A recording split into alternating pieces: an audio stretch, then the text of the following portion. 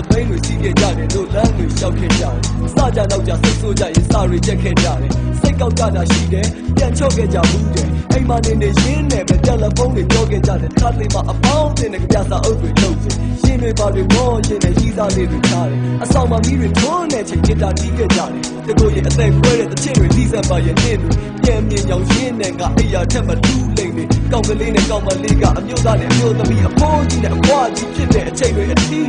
ဘဝဆိုတဲ့ဖက်နှက်ကြီးကိုငါတို့တွေစီးပွားရမှာပါပဲကဲထားလိုက်ပါတော့တနေ့နေ့မှာတော့ကွာပြန်ဆုံးမှာပေါ့ချစ်တဲ့တကယ်ရှင်များ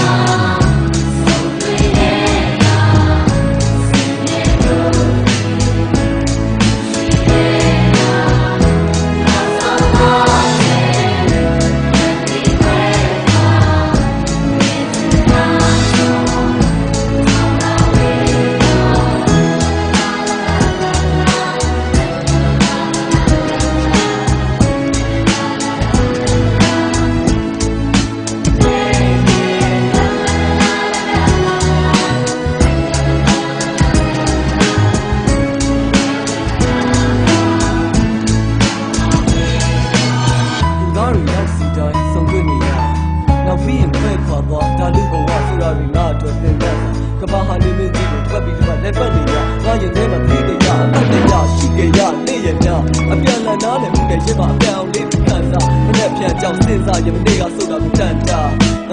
ငါတို့တွေတယောက်ကိုလေးတနေရာစီပြေးသွားတချို့တွေကပူပြင်းပြီးတချို့တွေကအေးကြတဲ့ဒေတာငါကလည်းနေရာတက်မှာဆက်ပြစ်ကြနောက်ဆုံးလုံးသက်ကြတဲ့အခါဆရာတွေကိုကတော့ကြတယ်အချင်းချင်းပွင့်ထွက်ကြတယ်အချို့တွေကပြောင်းမင်းကရဲ့အကောင်းဆုံးတကယ်ချင်းပါပဲလက်ရည်တွေပါလေဝဲလို့စိုးနေနေကြစိုးနေနေရကဲဒါတွေထားပါကွာငါတို့ဘဝတွေမှာတကယ်ရှိခဲ့တော့အချစ်ဆုံးတကယ်ချင်းများ